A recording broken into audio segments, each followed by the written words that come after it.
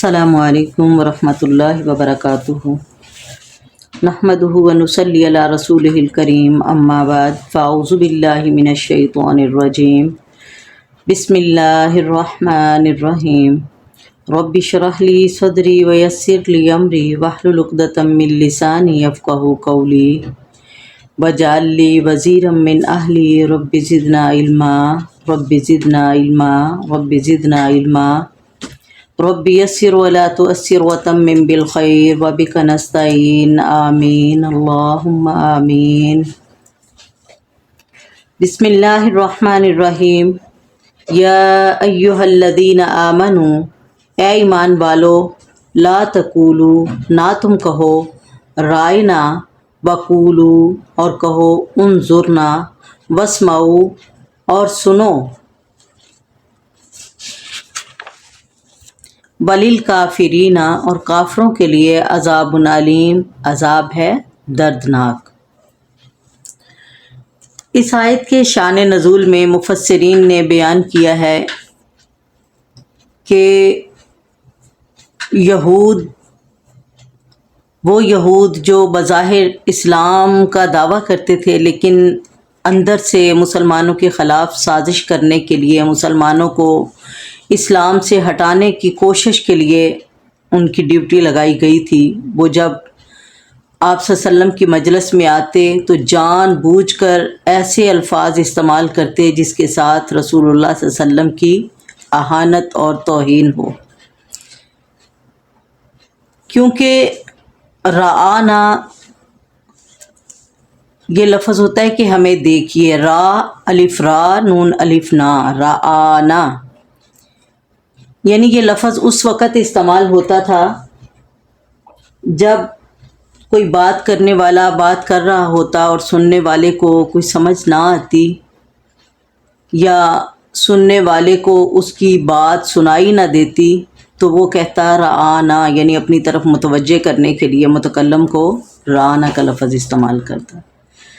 تو یہ یہودی اور منافق لوگ یہ اس کو تھوڑا مروڑ کے، تھوڑا بدل کے، بغض اور عناد کی وجہ سے اس کو بگاڑ کے استعمال کرتے تھے، بجائے رآنا کے رائنا کہتے تھے، رائنا آئین کے ساتھ، یعنی آئین اندر ملا دیتے تھے، اور اس کا معنی ہوتا ہے احمق، استغفر اللہ، رسول اللہ صلی اللہ علیہ وسلم کے بارے میں۔ اور جب رائنا کوئی رائنا بھی کہتے تھے زور لگا کے، اس کے اندر یا آئین کے ساتھ ملا دیا جائے تو اس کا معنی ہوتا ہے ہمارا چرواہا۔ تو یہاں اللہ تعالیٰ فرما رہے ہیں کہ تم ایسا لفظ ہی استعمال نہ کرو میرے پیغمبر کے لیے جس کو بگاڑ کر میرے پیغمبر کی توہین اور بے ادبی ہو، بجائے رآنا کہنے کے انظرنا کہا کرو۔ کیا کہا کرو؟ انظرنا۔ یہاں دو مسئلے ثابت ہوتے ہیں، ایک تو کہ ایسے الفاظ جس میں رسول اللہ صلی اللہ علیہ وسلم کے ادب و احترام کو پیش نظر نہ رکھا جائے اور آپ کی توہین کا شائبہ ہو تو ایسے الفاظ استعمال کرنے منع ہیں۔ اور دوسرا مسئلہ یہ ثابت ہوا کہ کفار کے ساتھ تمہارا فعل قول مشابہ نہیں ہونا چاہیے، کیونکہ نبی علیہ الصلاۃ والسلام نے فرمایا جو کسی قوم کی مشابہت اختیار کرے گا وہ انہی میں شمار ہوگا۔ تو اس طرح اس وعید سے بھی بچا جا سکتا ہے۔ یہودی السلام علیکم کی بجائے السلام علیکم کہا کرتے تھے کہ تم پر موت آ جائے، استغفر اللہ، یعنی ان کا تو مقصد ہی ہوتا تھا کہ مسلمانوں اور نبی صلی اللہ علیہ وسلم کو تکلیف پہنچانا اور کوئی طعنہ زنی کرنا۔ تو اللہ تعالیٰ نے یہاں وہ الفاظ جن کو بگاڑ کر نبی علیہ الصلاۃ والسلام کی توہین ہو سکے، آپ نے وہ الفاظ ادا کرنے سے ہی منع کر دیا۔ اور اللہ تعالیٰ آگے بتا رہے ہیں کہ ما یود الذین کفروا، نہیں چاہتے وہ لوگ کفروا جو کافر ہیں، من اہل الکتاب، اہل کتاب میں سے، ولا المشرکین، اور نہ ہی مشرک چاہتے ہیں، ان ینزل، کہ اتاری جائے، علیکم، تم پر، من خیرن، کوئی خیر، کوئی بھلائی، کوئی بہتری، मिन रब्बिकुम तुम्हारे रब की तरफ से, वल्लाहु और अल्लाह ताला यख्तस्सु ख़ास करता है बिरहमतिही अपनी रहमत, मन यशाउ जिस पर चाहता है, वल्लाहु और अल्लाह ताला ज़ुल फ़ज़्लिल अज़ीम बहुत बड़े फ़ज़ल वाले हैं। यानी अल्लाह बड़े फ़ज़ल वाला है। ज़ू में ना वाला, फ़ज़ल मैंने बुज़ुर्गी, फ़ज़ल मर्तबा, अज़ीम बड़ा। यहाँ अल्लाह ताला ने उनके दिलों का कीना और दिलों का बुग़्ज़ ज़ाहिर किया है।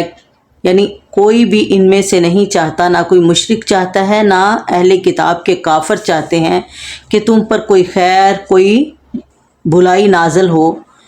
खैर से मुराद यहाँ है नबूवत का मिलना, किताब का मिलना, बुलंदी का मिलना, फ़जीलत का मिलना।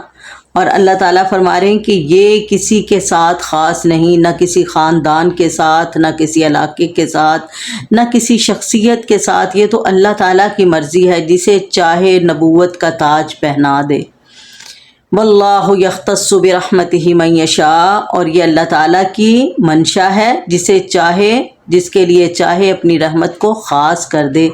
क्योंकि सारी फ़जीलतें, सारे मर्तबे, सारी शान, सारी इज़्ज़त, वक़ार, क़ुव्वत किसके हाथ में है? अल्लाह ताला के हाथ में है। मा नंसख़ मिन आयतिन औ नुनसिहा, नहीं हम मनसूख करते, या जो भी हम, दोनों मानी लग सकते हैं, माँ के नहीं भी लग सकता है और जो भी लग सकता है। मा नंसख़ मिन आयतिन, जो भी हम मनसूख करते हैं कोई आयत, औ नुनसिहा या हम उसे भुला देते हैं, नाती हम ले आते हैं, बिखैरिन बेहतर, मिनहा उससे, औ मिसलिहा या उसी जैसी।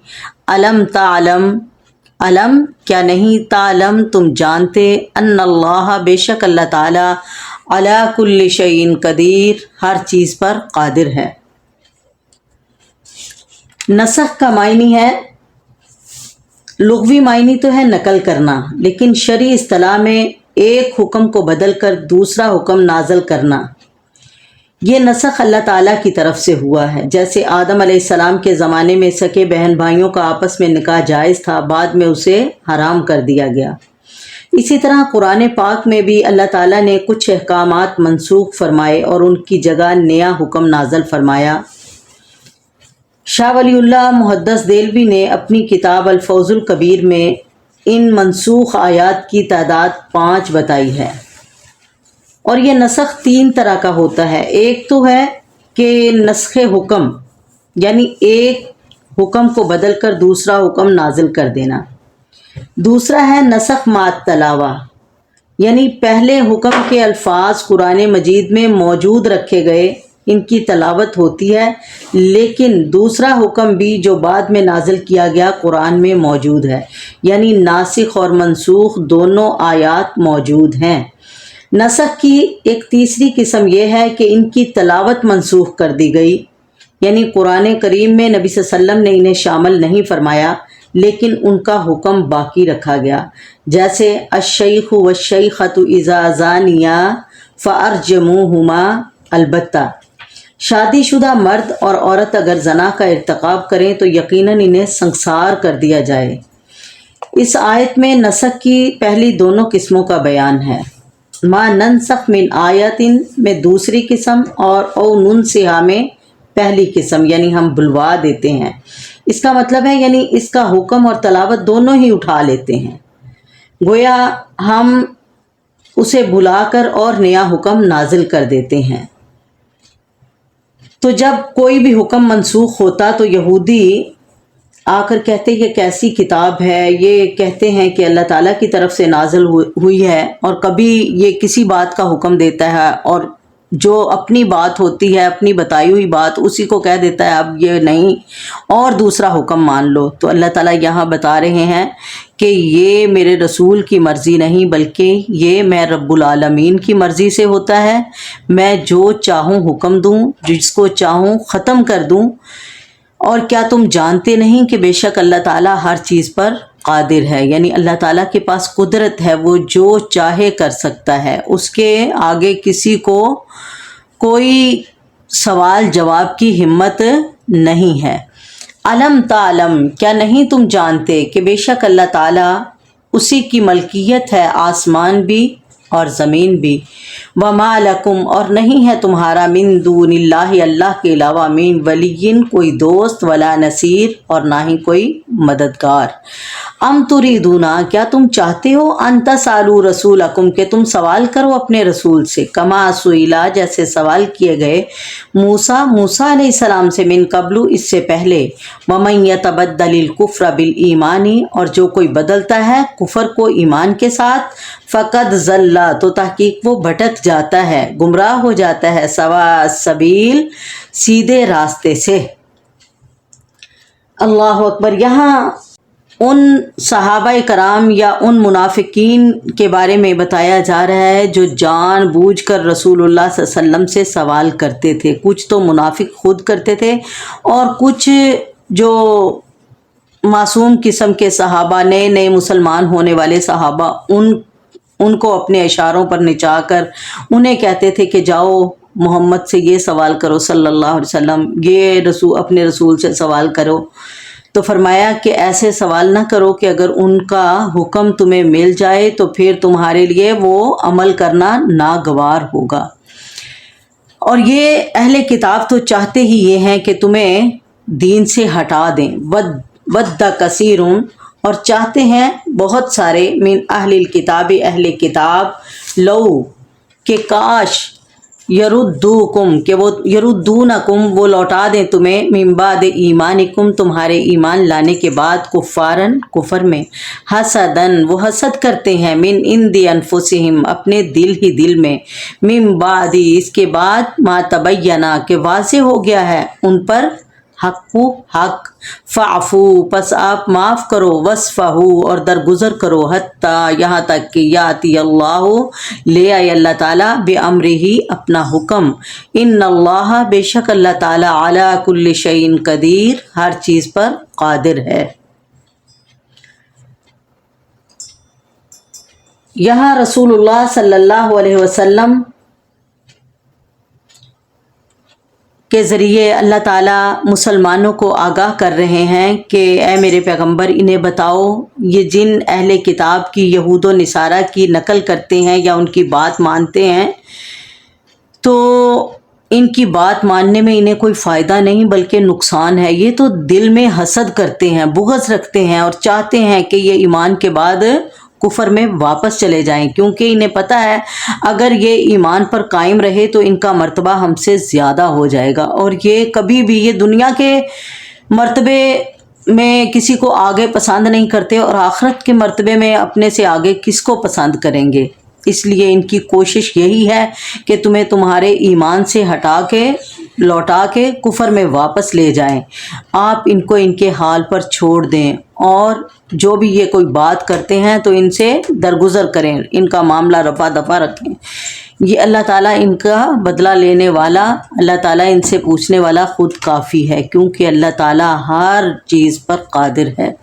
وَأَقِيمُوا الصَّلَاةَ اور تمہارا کام کیا ہے؟ ان کی باتیں ماننے کی بجائے، ان کے اشاروں پر چلنے کی بجائے، ان کی بات سن کے اپنے پیغمبر سے سوال و جواب کرنے کی بجائے سیدھا سیدھا کیا کریں؟ وَأَقِيمُوا الصَّلَاةَ نماز کی پابندی کریں، وَآتُوا الزَّكَاةَ اور زکوٰۃ ادا کرتے رہیں، وَمَا تُقَدِّمُوا جو بھی تم آگے بھیجو گے، لِأَنفُسِكُمْ اپنے لیے، من خیرن کوئی بھی نیکی کا کام، کوئی نیکی، تجدوہ تو تم پالو گے اس کا اجر، عند اللہ اللہ تعالیٰ کے پاس، یعنی اس خیر کا اجر، اس نیکی کا، اس بھلائی کا اجر تمہیں اللہ تعالیٰ کے پاس ضرور ملے گا۔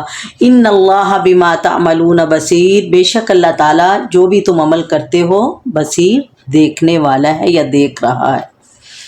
وقالو اور کہتے ہیں یہ یہود و نصارہ، لن يدخل الجنت کہ ہرگز نہیں داخل ہوں گے جنت میں، الا مگر من وہی لوگ، کانا جو ہوں گے، ہودن یہودی او نصارہ یا عیسائی، تل کا امانیہم یہ تو ان کی آرزویں ہیں، کل انہیں کہو، ہاتو لاؤ، برہانکم کوئی اپنی دلیل، ان کنتم اگر ہو تم صادقین اپنے اس دعوے میں سچے۔ یعنی یہ یہود و نصارہ کہتے تھے کہ یہود و نصارہ کے سوا اور کوئی جنت میں داخل نہیں ہوگا، یہ صرف ان کی جھوٹی آرزویں ہیں۔ ان سے کہو کہ اگر تم سچے ہو تو کوئی دلیل تو پیش کرو۔ اللہ اکبر۔ یہاں اہل کتاب کے اس غرور اور جو ان کے نفس نے ان کو فریب دیا ہوا تھا اسے بیان کیا جا رہا ہے۔ اللہ تعالیٰ نے فرمایا کہ یہ ان کی محض آرزویں ہیں جس کے لیے ان کے پاس کوئی دلیل نہیں ہے، یہ ان کے دعوے ہیں۔ یعنی وہ مسلمانوں کو کہا کرتے تھے تم تو صابی ہو گئے ہو، اگر تم عیسائی بن جاؤ، یہودی رہو تو تمہیں جنت مل جاتی، اب تو تم صابی ہو گئے، بے دین ہو گئے ہو، اب تمہارے لیے نہ دنیا میں کوئی ٹھکانہ ہے نہ کوئی آخرت میں ٹھکانہ ہے، استغفر اللہ۔ تو اللہ تعالیٰ نے یہاں ان کی بات کو رد کرتے ہوئے فرمایا بلا، بلکہ من جس نے اسلم جھکا دیا، وجہہ اپنا چہرہ، للہ اللہ کے لیے، وہو محسن اور وہ مخلص ہو گیا، یعنی خالص اللہ تعالیٰ کی عبادت کرتے ہوئے کسی اور کو اس کے ساتھ شریک نہ بنایا، فلاح تو اس کے لیے اجرہ اس کا اجر ہوگا، عند ربہ اس کے رب کے پاس، ولا خوف علیہم نہ ان پر کوئی خوف ہوگا، ولا ہم یحزنون اور نہ ہی وہ غمگین ہوں گے۔ اللہ اکبر۔